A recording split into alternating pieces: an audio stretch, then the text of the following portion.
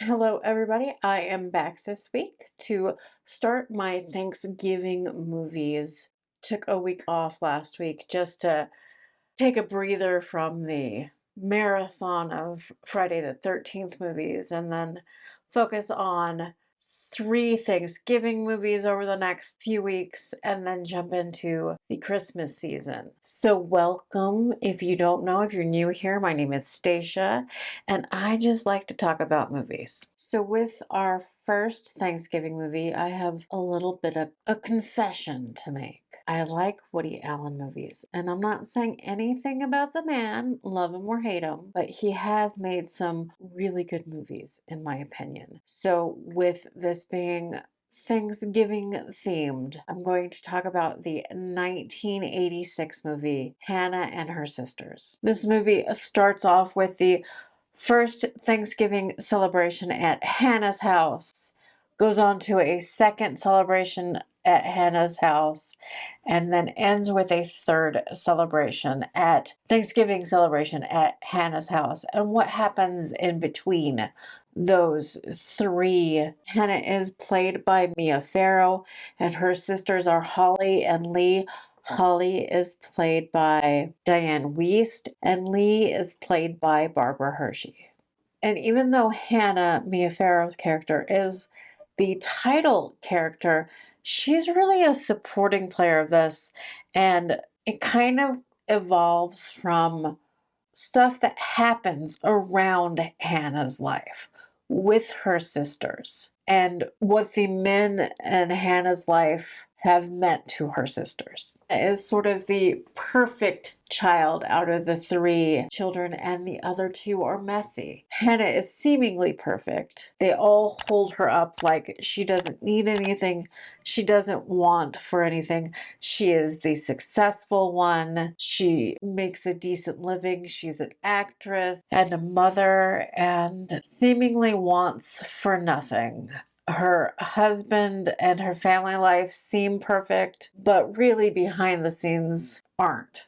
Their mother is played by Maureen O'Sullivan, who is Mia Farrow's real life mother and legendary Hollywood actress who, was Jane in the Johnny Weissmuller Tarzan movies. The cast is rounded out by, you have Carrie Fisher in a supporting role. She plays April in the movie. And then you have the men in their lives. The father of the family is played by Lloyd Nolan. You have Hannah's husband, or current husband, is played by Michael Cain. His name is Elliot. You have Max von Sydow, who plays the youngest sister, Lee's love interest at the beginning. You have Woody Allen, who plays Mickey, who is Hannah's ex-husband. Sam Waterston is also in this movie as a possible suitor for Holly. You also have some, let's say, cameos in this movie of people that weren't really well known back then, but they are known today. Julia Louis-Dreyfus is in this movie in a small part. Also, stand-up comedian Louis Black appears in this movie. You have John Turturro, just a whole bunch of cameos where you're like, that person looks familiar. Yes, this is very much a Woody Allen style picture. Of course, it's a Woody Allen movie. Why wouldn't it be his style? But if you're not used to that, it's kind of off-putting the way people talk in them. It's reality, but not really real reality, if that makes any sense to anybody. But in my mind, that makes sense. People talk over each other. His movies are talking focused. His scripts are usually talking focused. And it's a very interesting new way to look at some movies. His direction is also very sparse in his movies. He sets up and frames pictures more like a photograph. You'll have some movement in them, and then the camera will stop and let the action actually just take place, even if it goes out of frame or goes off into the distance, and he waits for people to walk back in frame in movies. It's a very interesting if you're not used to that, especially with movies today, or if you've never seen any Woody Allen movies. It's very different and striking if you really pay attention to the way he actually directs that. They're more like plays enacted in New York locations. And the script and the dialogue and the acting takes center attention in his movies. But they're very lovely photographed, even though it's simple. The way he does it is so subtle and really highlights the action or the talking and the acting that's going on in these movies. Even his concept of title sequences and all of that is very simplistic and sparse, always in the same font, always black background. The scores to his movie tend to be Gershwin classical or old jazz type of scores to his movie, where he's using older music instead of necessarily an original score. And Hannah and Our Sisters was a hit with critics and a hit with the Oscars. The Oscars loves some Woody Allen movies. He was nominated for 7 Oscars.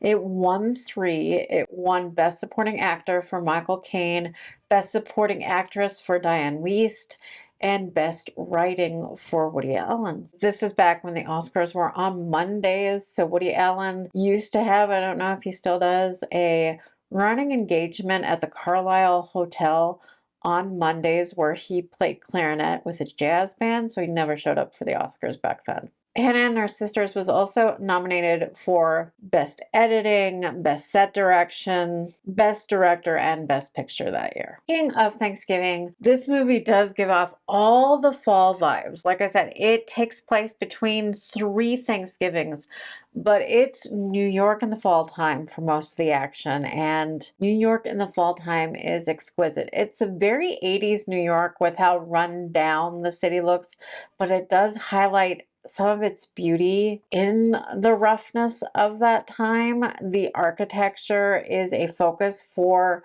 the Sam Waterston parts of the movie, and you get to see that beauty. Woody Allen likes to, at least back in the day, he likes to write love letters to New York City. It has some of the best framing and the best photography of New York City in most of his movies that are set in the city. The apartment that you see Hannah living in the city, that was actually Mia Farrow's real apartment also. Allen was inspired to write this by Mia Farrow himself. He openly admits that Hannah is a version of Mia Farrow, a very idealized version of Mia Farrow, a romanticized version of her. He always saw her balancing everything. She had 8 children at the time. She took on, projects when she wanted to, and she raised her children. He just saw her as angelic during that time. Not going to go into how she must feel about him now or any of that, but he really idealized her during this time. And part of the reason why I don't think you should just shun and not watch Woody Allen movies is because of the other people that made them too. I like Woody Allen's writing style and his direction. Like I said, I'm not going to talk about him as a man. I was going to make the point of why I don't just shut off and not watch these things or decide not to like them anymore. Is because of the other people involved. The performances of especially women in Woody Allen movies are some of the best and most diverse, some of the best and most enlightening acting that you see from these people. He gave women characters that weren't just the stereotypical woman characters, especially during the 70s and 80s when he was at his heyday of making these movies. They were women who had lives, who had emotions, who weren't always perfect. They were messy, besides the character of Hannah, but even she was messy at times. And he let women be a full character instead of just like, you are husband, or you are wife of husband, or you are girlfriend of main character. He centered movies around them and let them have actual lives in movies. That's why I don't just throw away his movies and go, well, can't watch these anymore. It's because of the performance in them are truly some of the greatest performances in cinema history. Michael Caine and Dianne Wiest are brilliant in this movie, along with the whole cast. It's really, Mia Farrow is great. Barbara Hershey does some of her best work in this movie, but there's something special, especially about Dianne Wiest's performance in this movie, and she won an Oscar for both of her Oscars are for Woody Allen movies, though. If you've never seen Bullets Over Broadway and her in it, she fantastic in this movie. And Bullets Over Broadway really, really makes that film. Cain was actually didn't accept his Oscar for this movie either in person because he was filming Jaws 3D at the time. Michael Caine was always one of those people that, you know, they'll take just about any job to keep going, because if you're not one of the top echelons of actors, you can be pretty famous and not be as rich as people think you are. So his famous line is that about doing Jaws 3D is he's never seen the movie. He hears it's terrible, but the house that it helped him build is fantastic.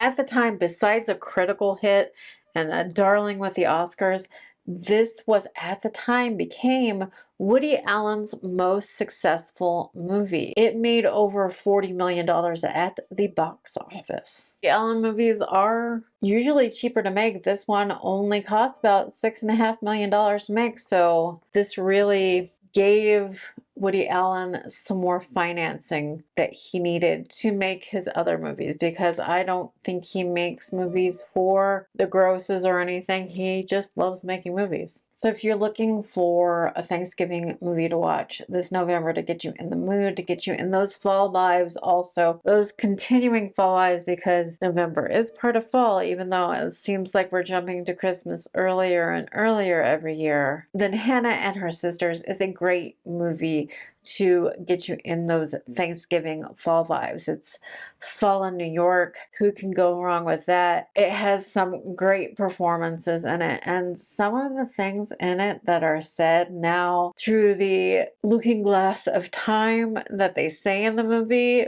between the characters, and knowing what we know now, what happened between Mia Farrow and Woody Allen and the family. Some of the things that they said are unintentionally funny. So there's that to look for, which brought a whole new perspective watching it now. I haven't seen Hannah and Her Sisters in years. So when I picked up on those things and harkening it to the current status of their relationship, let's say, it was humorous to watch. But it is fast-talking Woody Allen, well acted, especially by the women in the movie, and just a wonderful look at New York during the fall time. If you like a movie like that, check out Hannah and Her Sisters. And thank you for joining me on my little corner of the internet where I like to talk about movies. My name is Stacia. I would love if you subscribe to the channel. I've reached my goal this year of 500 subscribers, a little bit more than that now. I thank each and every one of you for subscribing and watching my long videos and my short videos where I focus on the stars of the Hollywood Walk of Fame. I really love that you guys are enjoying that as well. So I hope you check out both of them. But if you haven't yet subscribed to my channel, let's see if I can get to 600 by the end of this year. Maybe I can do it, maybe I can't.